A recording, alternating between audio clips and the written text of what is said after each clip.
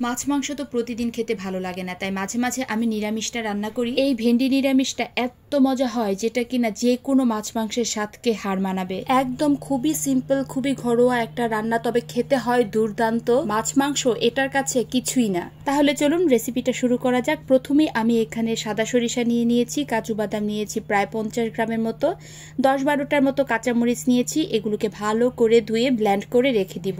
এবার আমি এখানে 1 কেজির মতো ঢেঁড়স নিয়েছি। ঢেঁড়সগুলো কিন্তু একদম ফ্রেশ।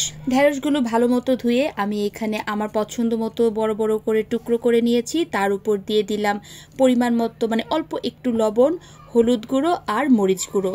এবার এইগুলোকে ভালো করে একটু হাত দিয়ে মেখে নিব।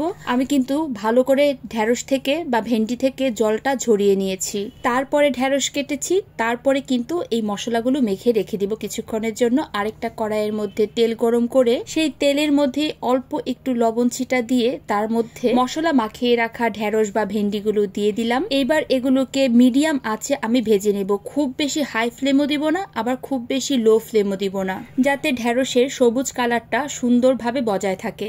তাহলে কিন্তু তরকারিটা দেখতে আরো বেশি ভালো লাগবে। যাই হোক, আমার কিন্তু এখানে ঢেঁড়স ভাজা হয়ে গিয়েছে। ঠিক এরকম সময়ে আমি ঢেঁড়সগুলো তেল থেকে উঠিয়ে নিব। এবার সেই তেলের মধ্যে আমি ফোড়ন দিয়ে দিব। ফোড়নে দিয়েছি কালো জিরা, কাঁচামরিচ। প্রথমেই বলেছি এটাতে পেঁয়াজ রসুন একদমই ব্যবহার করব না। তারপর দিয়ে দিলাম হলুদের গুঁড়ো, মরিচের গুঁড়ো আর কাঁচামরিচ তো আমি ব্লেন্ড করে রেখেছি সরিষার সাথে। এইবার এতে সরিষা, কাজু বাদাম আর কাঁচামরিচ বাটাটা দিয়ে দিলাম। তেলের মধ্যে বেশ কিছুক্ষণ আমি এই বাটাটাকে ভালো করে কষিয়ে নিব। আর ব্লেন্ডারের বাটির মধ্যে বেশ কিছুটা মশলা লেগে রয়েছিল, ওই বাটি ধোয়া জলটাও দিয়ে দিলাম। এইবার এই মশলাটাকে বেশ কিছুক্ষণ আমি অল্প আঁচে কষিয়ে নিব। ভালো করে কষাতে কষাতে কিন্তু মশলাটার উপরে তেল চলে আসবে, তখনই বুঝতে হবে মশলাটা কষানো হয়ে গিয়েছে।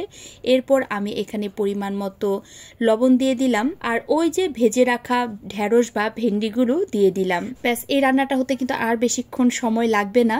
একটু ভালো করে নাড়াচাড়া করে কিছুক্ষণের জন্য ঢাকা রেখে দিব, কারণ ঢেঁড়সগুলো কিন্তু ভাজার সময় আমি একদম ফুললি কুকড করিনি, সেদ্ধটা একটু কম হয়েছিল।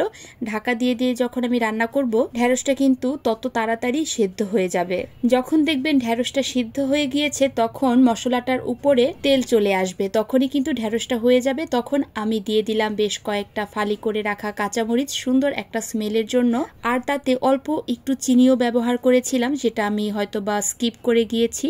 এবার এই ঢেঁড়সটাকে আমি নামিয়ে ফেলবো। আমার কিন্তু একদম ভাজা ভাজা করা হয়ে গিয়েছে। কেমন হয়েছে দেখতে বলুন তো?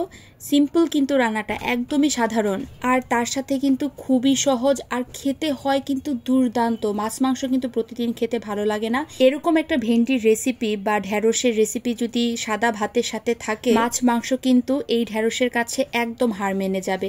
তো এবার আমাকে বলে ফেলুন তো, আমার এই ভিডিওটা কারা কোন জায়গা থেকে দেখছেন, আর ময়মনসিংহ থেকে কারা দেখছেন, তারা কিন্তু অবশ্যই আমাকে কমেন্ট বক্সে জানাবেন। আর ভিডিওটা ভালো লেগে থাকলে অবশ্যই একটা লাইক আর কমেন্ট করবেন, আর আমার পেজটাকে ফলো করে দিতে কিন্তু একদম ভুলবেন না। আর রেসিপিটা কিন্তু অবশ্যই টাইমলাইনে শেয়ার করে রাখতে পারেন। So tata.